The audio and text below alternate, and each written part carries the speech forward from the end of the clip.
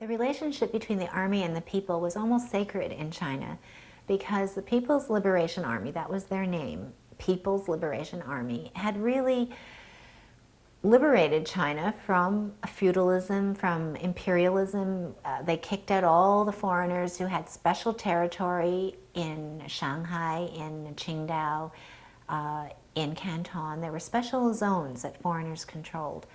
And so the People's Liberation Army literally liberated China from oppression.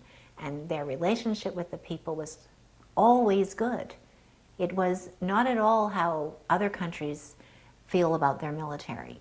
It was not a mixed feeling. Some people like their military, some people don't like their military. But in China it was 100%. People liked their military and people wanted to join. It was an honor to join the army. When I was a student at Beijing University, I had about 1/3 of my class were soldiers from the PLA, and they were the best guys. They did the hardest work, they were the nicest people, they were role models for everyone, and that's the role of the army.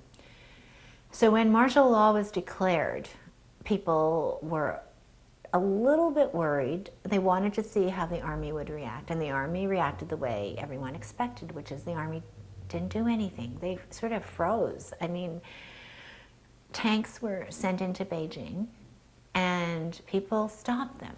People stood in front and of course the army stopped and old ladies gave them popsicles and drinks and talked to them, shook hands, and the soldiers really were quite confused. They were young men, they didn't know what was happening in Beijing, and they just turned around and all the army left. But I think they had retreated to the outskirts and then everything stopped. So the martial law, I called it marshmallow law because nothing happened.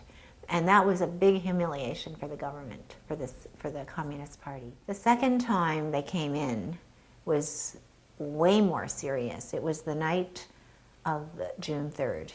And I don't know who they were. I now know, but at the time we didn't know. Suddenly the army, the military was coming in from different parts of the city, from the north, the south, the east and the west, all four corners of Beijing they were marching in. And they were heavily armed, and they were tanks and armored personnel carriers. And it just happened around 9 o'clock. They started coming into the city, and their goal was to get to Tiananmen Square. So they went through the city, and if you tried to stop them, you were dead. They were shooting this time. And that was complete contrast to the first time when they took lollipops and drinks and popsicles from the people. This time, there was no contact. They were coming in, they had their orders to shoot. What I saw late on Saturday night of June 3rd was the tanks came roaring in, and people tried to stop them by putting a city bus sort of perpendicular, yeah, to block the road. And I saw the tanks just smash into the bus. I mean, the tanks can do anything. I saw people haul concrete barriers that they were used to separate the bike path from the cars. And they're sort of concrete blocks with steel wire. And they would drag them over to try to create a barrier. The tanks just rumble right over them. It doesn't stop a tank. And I saw people getting shot, and in the parking lot. I had been in the square that night until about 1 o'clock, 1 in the morning, and then I retreated because the soldiers had not yet reached the square, but I thought they were coming any minute, and people were hysterical in the square. I was running around trying to interview people, and everything was chaos. There were young men with bandanas around their heads with a bottle of gasoline and a Molotov cocktail, and they were screaming that the soldiers had already started killing people. You see, in the center, we did not see yet what was happening. They were killing people on their way in as they marched towards the city. They were shooting people in alleyways. Now, in the square, it was chaos and panic, and I did my interviews, and then I went back a couple of blocks from the square to the Beijing hotel where I had a room. I had booked it just as a precaution in case I needed to hang out there. And when I got to the hotel, the gates to the parking lot, it's the hotel, the parking lot, and then there's outer gates. Someone had wired them shut with like coat hanger wire. And so I had to climb over the fence. And then I realized they're frisking the reporters on the steps of the hotel. So I thought, I don't want to lose my notebook. So I watched for a while, and then I stuck my notebook in the back of my pants. And because I look Chinese, I can easily pass. And all I have to do is look like I'm working at the hotel. I'm coming in for the night shift. And as long as I don't look like a journalist, they're not going to stop me. So I did. I just walk in like this is my job. And then in the lobby of the hotel, I saw journalists, American journalists calling. There was before cell phones, so they're phoning their editors from the payphones. And I saw plainclothes police. There was one really big, tall guy from USA Today. He was like hysterical. He was barking on the phone, oh, the army's coming in. And then this plainclothes guy took these heavy shears. I don't know how he had shears, and he cut the phone line just in the middle of the guy's phone conversation. And I just kept walking because I'd never seen this kind of behavior. And I wanted to get to my room because I had a balcony overlooking the top of the square. So I got to my room. I shared it with a couple other journalists. They were already there. They hadn't even wanted to go down to the square. They thought it was too dangerous. So they were waiting, and I got to the balcony just in time because the troops did arrive right after that. So I saw them coming in. I saw them crashing through these barricades. Everybody screaming at them. I saw shooting. And then I saw these ambulances start to come out of the square. And there weren't enough ambulances, so I saw people, pedicab drivers, these bicycles, and in the back is like a flatbed where you can load things. I saw them racing into the square and coming out with bodies piled on their carts. And they have to come by the hotel because we're on the way to several hospitals, downtown hospitals. And then there weren't enough flatbed trucks, and I saw people with bicycles going in, coming out with a body flung over the bicycle seat. And they were shooting. I saw people in the parking lot below me cowering. I don't know why people were cowering. Why didn't they just leave? They didn't. They stayed there as if they wanted to protect the students. They were in the center of the square. So people were desperately trying to keep the soldiers from getting to the square. It actually is ludicrous when you think about it. But everybody seemed to have gone crazy that night. Soldiers were determined to take the square by force, and the people were determined to keep them out with their bare hands. And all night I was sitting on the balcony watching this, almost like a ballet. People were coming out, and it was dark, so I couldn't tell if they were dead or just wounded. How could I tell from that distance? But a lot of shooting, and it went on for hours. I left at 1 o'clock until 4 o'clock. It took the army 3 hours to take the square by force against people without weapons. The next morning was a Sunday, June 4th, and the city woke up after a whole night of heavy gunfire. You could hear it throughout the whole city because they didn't come in from one direction. They came in from all four corners. So every resident in Beijing had heard it. And what happened was a few people, like 50 people, sort of gathered on the corner a block away from Tiananmen Square, but within full view of the Beijing hotel. And they were mad.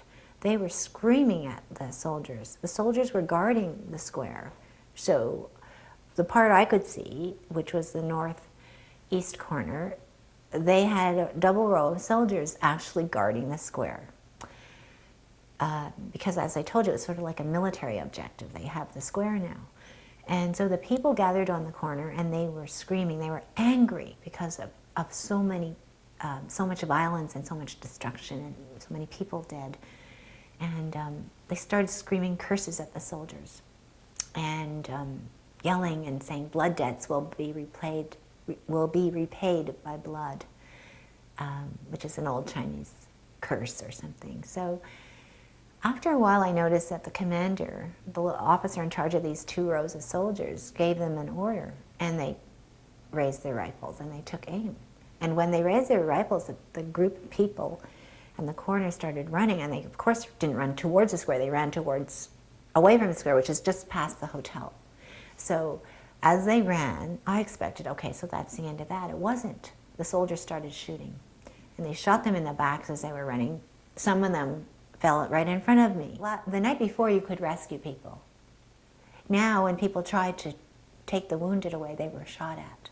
The soldiers were picking them off. So people were like, you couldn't rescue them. They were bleeding to death in front of my eyes. And then, a little while later, the people would creep back to the same corner. Same number of people, 50 people. Not a threatening amount, and not close to the square, a block away. And they would scream again at the soldiers. And then the commander, the officer, would give another order, and the soldiers would raise their guns again. And the people would run, and they'd shoot them in the backs. And this went on all day. I remember thinking, I can't believe this is happening in the city. I can't believe that people are doing this, first of all. Don't they get it? Don't they get that they're going to get killed? No, they didn't get it. I think it was like all those years of propaganda. They really believed that the people loves the army loves the people. That was a Mao slogan. People love the army. So it went on all day until late afternoon. I was just stunned. It was like a ballet that kept happening over and over. Nobody seemed to figure it out that maybe this is not a good idea. And then it started to rain. It was a gray day, and it just started to rain a little bit of drizzle, and the people left. They weren't afraid of dying. They just didn't want to get wet. That's how that day ended. So strange. The symbol of Tiananmen Square is this lone man stopping the tanks, and that happened on, I guess, the day after, on June 5th. I was still in the Beijing hotel, and my husband was with me, and he said, you better get out here. So I ran out on the balcony. I didn't know what to expect, and I saw this guy, and the tanks were still moving. And I saw him standing there, and I thought, he's gonna get squashed, because they had run over people. We knew that. To my surprise, the lead tank stopped. There was a long line of tanks, as long as you could see, down the main boulevard of Beijing. And there's this young man in a white shirt holding some bags, and I can only see his back. And he's like a soccer goalie. He's like going to stop this tank, and he's sort of light on his feet, and the tank stops. It's like the whole road seems silent. Well, there's no traffic, and nobody's saying anything. Everyone is transfixed at this moment. I see the man climb up onto the tank. And I go, are you crazy? Are you nuts? And he seems like he wants to talk to the people inside. And they won't open the hatch. So after a moment, he gets down again. Then you hear the motor start up of the tank, and now it's over. And the tank moves forward an inch, and the guy stops. And then you see the tank actually twist to one side to go around this nutty guy. And the man jumps in front of him, just like a goalie. And then the tank goes the other way, and the man jumps in front, and then the tank stops. It's like, and suddenly two guys from the sidelines drag him to safety. And it's over. That's just a moment, and it's over, and the tank proceeds. The whole line of tanks proceeds. A little later, I realized, of course, there's two heroes in this little pas de deux. The guy in the lead tank, who would not run him down, is also a hero, and probably just as brave, because the atmosphere in China was not, you don't do that. You're supposed to run him down. And I assume he was punished for, A, creating this, iconic scene, although it's not his fault, but he would have been blamed. But also for not doing what he was supposed to do, which is like, show the people of Beijing who's in charge, You're supposed to take these streets. So I think that man was very brave, but neither is known. I don't know no one's ever found out who the tank man was or the tank driver. But it was a magical moment, I think, after so much horror. It was a magical moment to see that one person was saying, no.